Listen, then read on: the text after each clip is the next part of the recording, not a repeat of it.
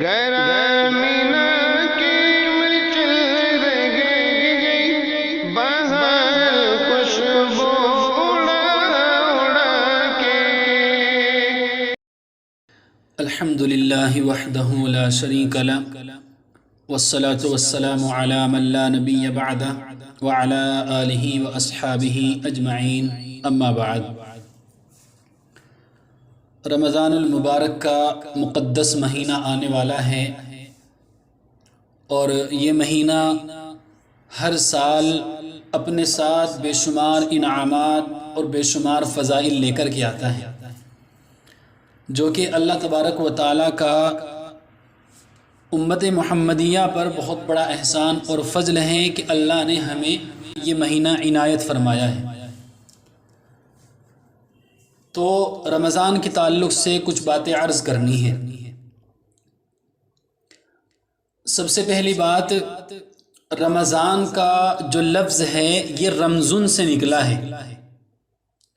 جس میں حرارت اور جلانے کا مفہوم پایا جاتا ہے۔ دراصل شروع میں جب مہینوں کے نام رکھے گئے تھے تو موسموں اور فصلوں کی مناسبت سے رکھے گئے تھے۔ چنانچہ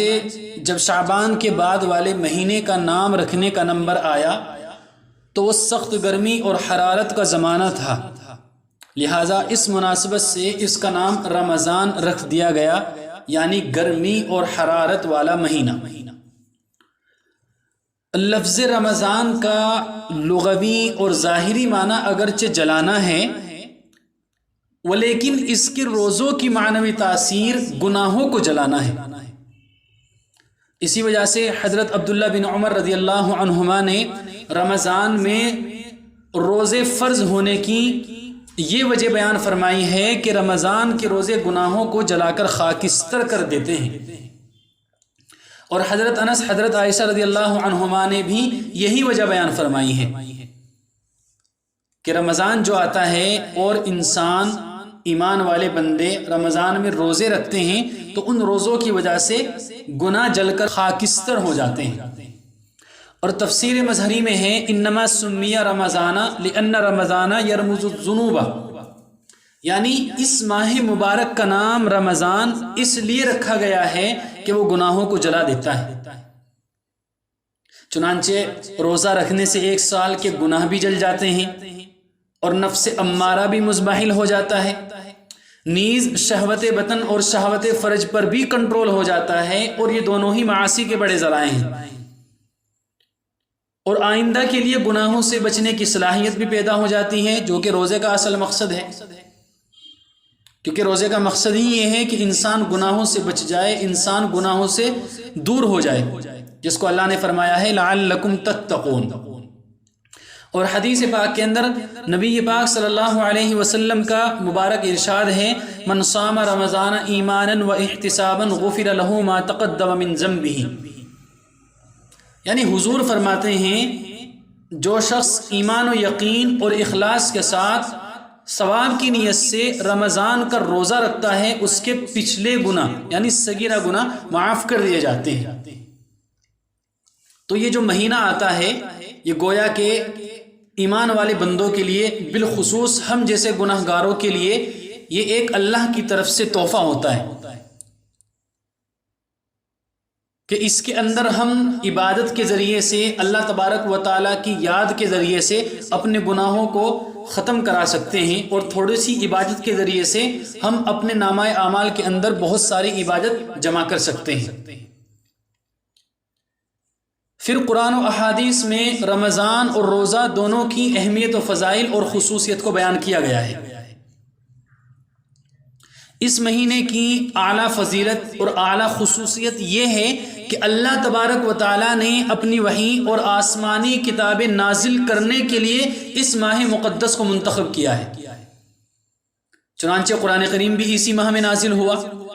یعنی لوح محفوظ سے آسمانی دنیا پر پورا کا پورا قرآن کریم اسی ماہ مقدس میں نازل ہوا ہے۔ پھر وہاں سے حسب ضرورت اور حسب موقع نبی صلی اللہ علیہ وسلم پر 23 سال کی مدت میں نازل ہوا، ولیکن پورا قرآن وہ اسی ماہ میں نازل ہوا ہے۔ ایسے ہی دیگر جو آسمانی کتابیں ہیں وہ بھی اسی ماہ میں نازل ہوئی ہیں۔ اور اس مہینے کی ایک خصوصیت یہ بھی ہے کہ اللہ تبارک و تعالیٰ نے اس مہینے میں ایک رات رکھی ہے شب قدر، جس میں عبادت 1000 مہینوں کی عبادت سے بہتر ہے۔ اور پھر بہتر کتنی ہے یہ بھی اللہ تبارک و تعالیٰ ہی جانتے ہیں۔ اور اس مہینے کی ایک فضیلت یہ بھی ہے کہ اس مہینے میں عبادت کا ثواب بڑھا دیا جاتا ہے، یعنی نوافل کا ثواب فرائض کے برابر کر دیا جاتا ہے، اور ایک فرض کا ثواب 70 فرضوں کے برابر کر دیا جاتا ہے۔ اور حدیث کے اندر آتا ہے کہ رمضان المبارک کے ہر دن اور ہر رات میں اللہ تبارک و تعالیٰ کے یہاں سے یعنی جہنم کے قیدی چھوڑے جاتے ہیں، جہنم کے قیدیوں کو آزاد کیا جاتا ہے، اور ہر مسلمان کے لیے دن رات میں ایک دعا ضرور قبول ہوتی ہے۔ تو یہ تمام فضائل اسی مہینے کے ہیں۔ اس کے علاوہ اور بھی بہت ساری فضیلتیں ہیں اس مہینے کی، جو کہ احادیث کے اندر جناب نبی پاک صلی اللہ علیہ وسلم سے منقول ہیں۔ پھر رمضان کے مہینے میں 2 عبادتیں سب سے زیادہ خاص اور سب سے زیادہ اہم ہیں۔ یوں تو رمضان المبارک کے اندر جتنی زیادہ اللہ تبارک و تعالیٰ کی عبادت کی جائے،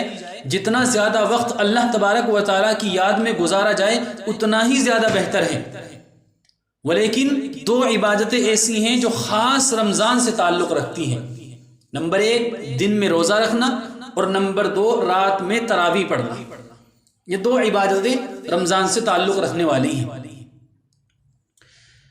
اور پھر دن میں روزہ رکھنا، روزے کو عربی میں صوم کہتے ہیں،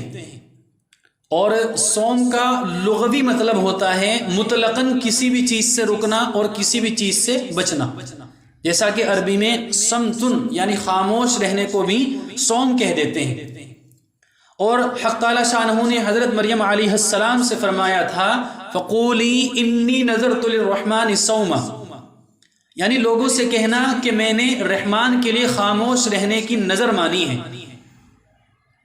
اور ظاہر ہے کہ انسان خاموشی کے وقت کلام اور گفتگو سے بچا رہتا ہے۔ ایسے ہی مسلمان جب روزہ رکھتا ہے تو روزہ رکھنے کی وجہ سے وہ کھانے پینے اور جمع وغیرہ سے رک جاتا ہے، اس لیے اس رکنے کو صوم کہتے ہیں، روزہ کہتے ہیں۔ پھر روزے کا شرعی مطلب یہ ہوتا ہے، روزے کا شرعی معنی یہ ہوتا ہے کہ کسی بھی عاقل بالغ مسلمان مرد و عورت کا روزے کی نیت کے ساتھ طلوع صبح صادق سے لے کر غروب آفتاب تک کھانے پینے کی چیزوں اور قصدن منی نکالنے سے رکا رہنا، بچا رہنا، اس کو اصطلاح شریعت میں صوم کہتے ہیں، یعنی روزہ کہتے ہیں، جو کہ رمضان میں رکھا جاتا ہے۔ ایسے ہی یہ بات یاد رہے کہ اگر کوئی آدمی سارا دن بھوکا پیاسا رہے، سارا دن بیوی سے دور رہے، یعنی بیوی سے جمع نہ کرے، ولیکن روزے کی نیت نہ ہو اس کی، تو اس کا روزہ نہیں ہوتا ہے، کیونکہ نیت کرنا بھی شرط ہے، نیت کرنا بھی ضروری ہے۔ ایسے ہی اگر کوئی آدمی پورے دن روزہ رکھے اور غروب سے چند منٹ پہلے کچھ کھا پی لے یا بیوی سے صحبت کر لے، بیوی سے جمع کر لے، تو اس کا بھی روزہ نہیں ہوتا۔ روزہ تبھی درست ہوتا ہے جبکہ ان تمام شرائط کا خیال رکھا جائے جو روزے کے تعلق سے آئی ہیں، ان تمام پابندیوں پر عمل کیا جائے جو کہ شریعت میں روزے کے تعلق سے ہمیں بتائی گئی ہیں۔ پھر رمضان کے روزے تحویل قبلہ یعنی بیت المقدس کے بجائے خانہ کعبہ کو قبلہ قرار دینے کے بعد ہجرت کے تقریباً 17 ماہ بعد سن 2 ہجری ماہ شعبان میں فرض ہوئے۔ اللہ تبارک و تعالیٰ نے قرآن کریم کے اندر ارشاد فرمایا ہے یا ایھا الذین آمنوا کتب علیکم الصیام کما کتب علی الذین من قبلکم لعلکم تتقون۔ اللہ تبارک و تعالیٰ نے اس آیت کے ذریعے سے روزوں کی فرضیت کو بیان فرمایا ہے، اور جہاں اس آیت کے اندر اللہ تبارک و تعالیٰ نے روزوں کی فرضیت کو بتایا ہے کہ تم پر روزے فرض کر دیے گئے ہیں، وہیں اللہ تبارک و تعالیٰ نے اس آیت کے آخر میں روزوں کے مقصد کو بھی بیان فرمایا ہے۔ جیسے ہر چیز کا کچھ نہ کچھ مقصد ہوتا ہے، تو ایسے ہی اللہ تبارک و تعالیٰ نے روزوں کے مقصد کو بھی بیان فرمایا ہے، اور وہ مقصد ہے بندوں کو گناہوں سے روکنا، بندوں کو گناہوں سے الگ کرنا، بندوں کو متقی اور پرہیزگار بنانا، لعلکم تتقون، کہ تم کو متقی بنانا یہ روزوں کا مقصد ہے تاکہ تم گناہوں سے بچ جاؤ۔ پھر یہ بھی بات یاد رہے، جیسے نماز کے اندر مختلف ادوار آئے ہیں، جیسے نماز کے اندر مختلف تبدیلیاں آئی ہیں، ایسے ہی روزوں کے اندر بھی مختلف قسم کی تبدیلیاں آئی ہیں۔ یعنی شروع میں صحابہ پر اور حضور صلی اللہ علیہ وسلم پر تہجد کی نماز فرض تھی، سورہ مزمل کے اندر اس کا بیان ہے۔ پھر اللہ تبارک و تعالیٰ نے 5 نمازیں فرض کی تو تہجد کی فرضیت کو منسوخ کر دیا گیا۔ اس کے بعد اللہ کے نبی صلی اللہ علیہ وسلم پر شروع میں جب حضور معراج پر گئے تو اللہ نے 50 نمازیں فرض کی تھی، وہ تو کم کرتے کرتے اللہ نے پھر 5 نمازیں رہنے دی، اور یہ 5 نمازیں بھی ایسی نہیں تھی جیسی ہم پڑھتے ہیں آج، بلکہ حضرت سیدہ عائشہ رضی اللہ عنہا کی روایت ہے، وہ فرماتی ہیں کہ جب اللہ تبارک و تعالیٰ نے نماز فرض کی تھی تو 2 رکعت فرض کی تھی، حضر میں بھی اور سفر میں بھی۔ پھر سفر کی نماز تو اپنی اصلی حالت پر باقی رکھی گئی، لہٰذا اگر آج بھی کوئی سفر کرتا ہے، یعنی سفر شرعی کی نیت سے گھر سے نکلتا ہے، تو وہ قصر کرتا ہے نماز کے اندر، مغرب کے علاوہ وہ 2 رکعت پڑھتا ہے جو کہ اصل نماز تھی، اور فرماتی ہیں کہ سفر کی نماز تو اپنی اصلی حالت پر رکھی گئی، ولیکن حضر کی نماز میں زیادتی کر دی گئی۔ تو جیسے نماز کے اندر مختلف تبدیلیاں آئی ہیں، نماز کے اندر مختلف ادوار آئے ہیں، تو اسی طریقے سے روزوں کے اندر بھی مختلف تبدیلیاں آئی ہیں۔ سب سے پہلی تبدیلی تو یہ تھی کہ شروع میں جب روزے فرض ہوئے تو اللہ تبارک و تعالیٰ کی طرف سے یہ اجازت دی گئی تھی کہ جس کا جی چاہے روزہ رکھے، اور جس کا جی چاہے کہ وہ روزہ نہ رکھے، یعنی روزہ نہ رکھنے کا جی چاہے تو اللہ کی طرف سے یہ گنجائش تھی کہ وہ روزے کا فدیہ ادا کر سکتا ہے، یعنی روزے کی طاقت ہونے کے باوجود بھی اللہ کی طرف سے گنجائش یہ تھی کہ وہ روزے کا فدیہ ادا کر سکتا ہے۔ اللہ نے فرمایا وَعَلَى الَّذِينَ يُطِيقُونَهُ فِدْيَةٌ طَعَامُ مِسْكِينٍ فَمَن تَطَوَّعَ خَيْرًا فَهُوَ خَيْرٌ لَّهُ وَأَن تَصُومُوا خَيْرٌ لَّكُمْ، یعنی جو لوگ روزے کی طاقت رکھنے کے باوجود روزہ نہ رکھنا چاہے تو وہ ہر روزے کے بدلے کسی مسکین اور فقیر کو کھانا کھلا کر روزے کا فدیہ ادا کر دیا کرے۔ لیکن اللہ نے فرمایا اگر وہ روزہ رکھنا چاہے، یعنی اگر وہ روزہ رکھ لے تو وہ زیادہ بہتر ہے۔ لیکن اس آیت کے اندر اللہ نے یہ گنجائش دی ہے، یعنی شروع میں یہ گنجائش دی تھی کہ روزے کی طاقت ہونے کے باوجود بھی فدیہ ادا کیا جا سکتا ہے، لیکن جب اللہ تبارک و تعالیٰ نے فمن شہید منکم الشہر فلیصمہ یہ والی آیت نازل کی، یعنی تم میں سے جو شخص بھی رمضان کا مہینہ پائے تو وہ ضرور روزہ رکھے، تو اب اللہ تبارک و تعالیٰ نے اس آیت کے ذریعے سے پہلے والا حکم منسوخ کر دیا، یعنی اب جو لوگ روزے کی طاقت رکھتے ہوں ان کو روزہ ہی رکھنا پڑے گا، ان کے لیے روزہ رکھنا ہی ضروری ہے۔ جو فدیے کی سہولت پہلے تھی اللہ تبارک و تعالیٰ نے وہ فدیے کی سہولت منسوخ کر دی، تاہم فدیے کی سہولت ان لوگوں کے لیے اب بھی باقی رہ گئی ہیں جو نہایت بوڑھے ہوں اور ان میں روزہ رکھنے کی بالکل بھی طاقت نہ ہو، کہ روزہ رکھنے کی کوئی امید ہی نہ ہو۔ ایسے ہی ایسا مریض جس میں آئندہ روزہ رکھنے کی طاقت پیدا ہونے کی بالکل امید نہ ہو، کہ مرض ایسا لگا ہے کہ وہ مرض بالکل صحیح نہیں ہو سکتا ہے اور انسان اسی مرض میں مر جائے گا اور کوئی امید نہیں ہے اس کے ٹھیک ہونے کی، تو اب ایسے لوگوں کے لیے اللہ تبارک و تعالیٰ نے اجازت دی ہے کہ یہ لوگ فدیہ ادا کر سکتے ہیں۔ تیسری تبدیلی روزوں کے اندر یہ آئی کہ شروع میں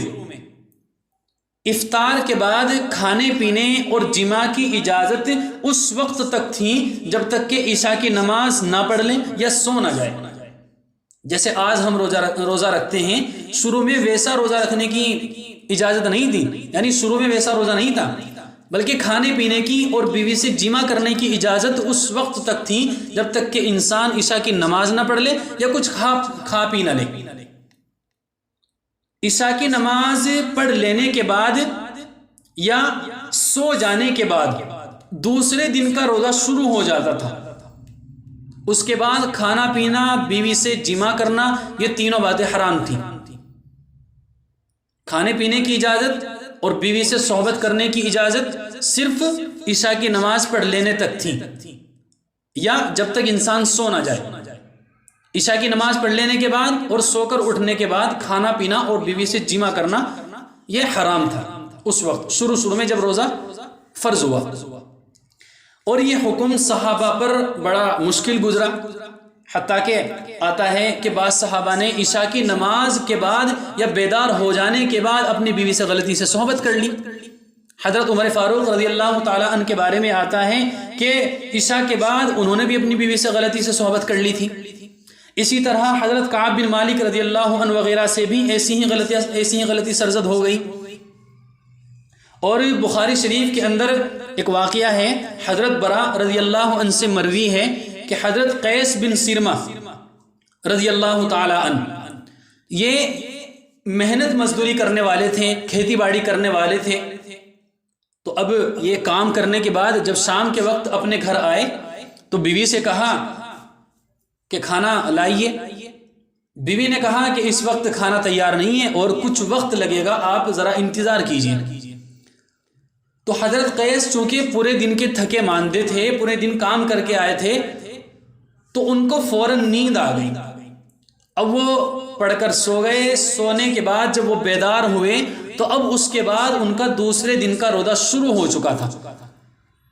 کیونکہ کھانے پینے کی اجازت صرف سونے تک تھی۔ سونے کے بعد نہ کھانا کھا سکتے تھے، نہ پی سکتے تھے، نہ بیوی سے جمع کر سکتے تھے۔ تو اب ان کا دوسرے دن کا روزہ شروع ہو گیا۔ پہلے دن کا روزہ مکمل کیا، مکمل کرنے کے بعد کچھ کھایا پیا نہیں، تو دوسرے دن کا روزہ بھی ایسے ہی شروع ہو گیا۔ اگلے دن ان کے اوپر گشی طاری ہو گئی۔ تو یہ تمام واقعات حضور صلی اللہ علیہ وسلم کے علم میں لائے گئے کہ حضور صلی اللہ علیہ وسلم کے صحابہ کرام رضوان اللہ علیہم اجمعین سے حکم الہی کی ادائیگی میں اس طریقے سے غلطیاں سرزد ہو رہی ہیں۔ اس کے بعد اللہ تبارک و تعالیٰ نے پھر صحابہ کرام رضوان اللہ علیہم اجمعین بلکہ قیامت تک آنے والے تمام مسلمانوں پر اللہ نے رحم فرمایا اور اللہ نے اس حکم کو منسوخ کر دیا، اور عشاء کی نماز کے بعد اور سو کر اٹھنے کے بعد بھی صبح صادق تک کھانے پینے اور صحبت کی اجازت دے دی کہ عشاء کی نماز کے بعد تم کھا پی بھی سکتے ہو، سو کر اٹھنے کے بعد بھی تم کھا پی سکتے ہو، بیوی سے جمع بھی کر سکتے ہو، بیوی سے صحبت بھی کر سکتے ہو۔ اللہ تبارک و تعالیٰ نے ان تمام باتوں کی اجازت دے دی۔ تو قیامت تک آنے والے انسانوں پر، یعنی قیامت تک آنے والے ایمان والوں پر اللہ تبارک و تعالیٰ نے یہ رحم فرمایا، ورنہ اگر آج بھی یہی حکم ہوتا تو نہ جانے کتنی زیادہ تکلیفیں اور کتنی زیادہ پریشانیاں ہوتی۔ اللہ تبارک و تعالیٰ نے آیت نازل فرمائی، احل لکم لیلۃ الصیام الرفث الی نسائکم، احل لکم لیلۃ الصیام الرفث الی نسائکم۔ اللہ تبارک و تعالیٰ نے فرمایا تمہارے لیے حلال کر دیا گیا ہے کہ روزوں کی رات میں تم اپنی بیویوں سے بے تکلف صحبت کرو۔ یعنی جو شروع میں حکم تھا اللہ تبارک و تعالیٰ کی طرف سے کہ بیوی سے صحبت کرنے کی اجازت صرف عشاء کی نماز تک تھی یا جب تک سو نہ جائے اس وقت تک تھی، اس کے بعد بیوی سے صحبت نہیں کر سکتے تھے۔ تو اللہ تبارک و تعالیٰ نے اس حکم کو منسوخ کر کے پھر فرمایا کہ تم اپنی بیویوں سے رمضان کی رات میں، روزوں کی رات میں صحبت کر سکتے ہو، اجازت دے دی گئی اللہ تبارک و تعالیٰ کی طرف سے۔ پھر اللہ نے آگے فرمایا ہن لباس لکم وانتم لباس لہن علم اللہ انکم کنتم تختانون انفسکم فتاب علیکم وعفا عنکم فالآن باشروہن۔ اللہ تبارک و تعالیٰ فرماتے ہیں کہ اللہ کو علم تھا تم اپنے آپ سے خیانت کر رہے تھے، یعنی حکم الہی کی ادائیگی میں تم سے جو غلطی ہو رہی تھی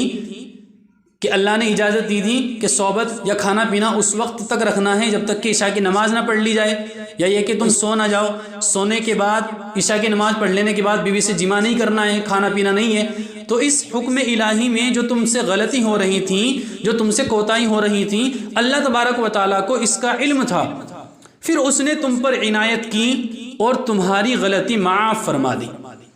جب دیکھیں اللہ تبارک و تعالیٰ نے کتنی اچھی بات فرمائی، یعنی یہ کہ اللہ تبارک و تعالیٰ تمہاری اس غلطی کو جانتے تھے، پھر اللہ نے تم پر رحم فرمایا، تم پر عنایت کی، صرف عنایت نہیں کی بلکہ اللہ نے فرمایا وعفا عنکم کہ اللہ نے تمہاری غلطی بھی معاف فرما دی، چنانچہ اب تم اپنی بیویوں سے صحبت کر لیا کرو۔ آگے اللہ نے فرمایا وابتغوا ما كتب اللہ لکم، پھر فرمایا وَكُلُوا وَاشْرَبُوا حَتَّى يَتَبَيَّنَ لَكُمُ الْخَيْطُ الْأَبْيَضُ مِنَ الْخَيْطِ الْأَسْوَدِ مِنَ الْفَجْرِ، یعنی اب اللہ تبارک و تعالیٰ نے قیامت تک کے لیے کھانے پینے کا اور بیوی سے صحبت کی ایک حد بتا دی کہ تمہیں کھانا پینا کس وقت تک کرنا ہے اور تمہیں بیوی سے صحبت کس وقت تک کرنی ہے۔ اللہ تبارک و تعالیٰ نے اس کی قیامت تک آنے والے انسانوں کے لیے ایک حد بتا دی ہے، اور اللہ نے فرمایا اس وقت تک کھاؤ پیو جب تک کہ صبح کی سفید دھاری سیاہ دھاری سے ممتاز ہو کر تم پر واضح نہ ہو جائے، یعنی صبح صادق نہ ہو جائے۔ تو اللہ تبارک و تعالیٰ نے اب صبح صادق تک کھانے پینے اور بیوی سے صحبت کرنے کی اجازت دے دی اللہ تبارک و تعالیٰ نے اس آیت کے اندر۔ پھر اللہ تبارک و تعالیٰ نے فرمایا ہے کہ روزے تمہیں کب تک رکھنے ہیں، روزہ تمہیں کہاں تک رکھنا ہے، روزوں کی حد کیا ہے۔ اللہ نے فرمایا ثم اتموا الصیام الی اللیل، اللہ نے فرمایا ہے پھر تم کو روزہ رات تک مکمل کرنا ہے۔ رات کا مطلب یعنی غروب آفتاب تک روزہ مکمل کرنا ہے۔ تو اللہ تبارک و تعالیٰ نے اس آیت کے اندر وہ تمام احکامات روزے کے تعلق سے اور کھانے پینے کے تعلق سے، بیوی سے صحبت کرنے کے تعلق سے، وہ تمام احکامات اس آیت کے اندر اللہ تبارک و تعالیٰ نے بیان فرمائے ہیں۔ تو یہ تھیں وہ مختلف قسم کی تبدیلیاں جو روزوں کے تعلق سے آئی ہیں اور روزوں میں جو مختلف تبدیلیاں ہوئی ہیں۔ پھر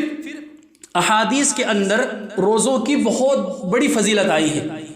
یعنی روزے رکھنے کی بڑے فضائل احادیث کے اندر آئے ہیں، جس میں سے ایک فضیلت یہ بھی ہے، نبی پاک صلی اللہ علیہ وسلم نے فرمایا للصائم فرحتان اذا افطر فریحا واذا لقی ربہ فریحا بصومہ، یعنی روزے دار آدمی کے لیے دو خوشیاں ہیں۔ نمبر ایک، جب وہ افطار کرتا ہے اس وقت بھی اس کو خوشی ملتی ہے، اور قیامت کے دن جب وہ اللہ تبارک و تعالیٰ سے ملاقات کرے گا تو اللہ تعالیٰ اس کو اس وقت بھی خوشی عطا کریں گے۔ اب دیکھیں کتنی بڑی خوشی کی بات ہے، یعنی جب روزہ رکھنے والا بندہ قیامت کے دن اللہ تبارک و تعالیٰ سے ملاقات کرے گا تو اللہ تبارک و تعالیٰ اس کو خوشی عطا کریں گے۔ اب اندازہ لگائیے جس بندے کو اللہ تبارک و تعالیٰ قیامت میں خوشی عنایت کر دے، خوشی دے دے، اس بندے کو اللہ تبارک و تعالیٰ خوش کر دے، تو کیا وہ بندہ کبھی جہنم میں جا سکتا ہے؟ نہیں جا سکتا، کیونکہ قیامت میں خوشی دینے کا مطلب ہی یہ ہے کہ بندے کو اب ہمیشہ کے لیے جنت کے اندر اللہ تبارک و تعالیٰ داخل فرما دیں گے۔ کیونکہ ظاہر ہے دنیا کے اندر ہر ایک آدمی فقیر کو، محتاج کو اپنی شان کے مطابق دیتا ہے، اور اللہ تبارک و تعالیٰ کی شان کا تو پوچھنا ہی کیا ہے۔ تو اس سے یہ نقطہ نکلتا ہے کہ جب بندہ اللہ کی رضا کے لیے اخلاص کے ساتھ روزہ رکھتا ہے تو قیامت میں اللہ اس کو ایسے خوشی عنایت فرمائیں گے کہ جس کے بعد اس کو پھر کوئی تکلیف اور کوئی غم نہیں ہوگا۔ تو اس لیے اللہ تبارک و تعالیٰ سے دعا کریں کہ اللہ تبارک و تعالیٰ ہمیں اس رمضان کی قدر کرنے کی توفیق مرحمت فرمائے، اور اس رمضان میں زیادہ سے زیادہ عبادت کرنے کی توفیق مرحمت فرمائے، اور اپنا زیادہ سے زیادہ وقت عبادت کے اندر گزارنے کی توفیق مرحمت فرمائے۔ وآخر دعوانا ان الحمد للہ رب العالمین۔